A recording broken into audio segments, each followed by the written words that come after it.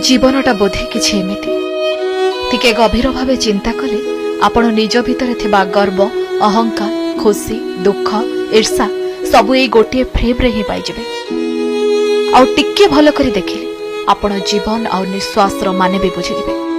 हां दर्शक बंधु ये होछि हम जीवन केतेबेले कोठी आउ केमिति धोखा दे देबो से कथा केही भी भाबी नथिबे। आज एई व्यक्तिंक परि काली आपणकर जे एमिति अवस्था न हेबो से कथा किए कहबो।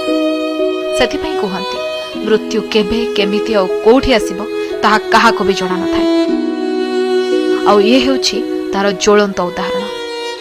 ए दृश्य देखिबा को मिलिछि पुरी जिल्लार टाउन थाना अंचल रे। गां दांडरे बुली बुली मुढी बिकुथिबा बेले हठात गाड़ी उपरे टळी पडिछंती व्यवसायी जनक।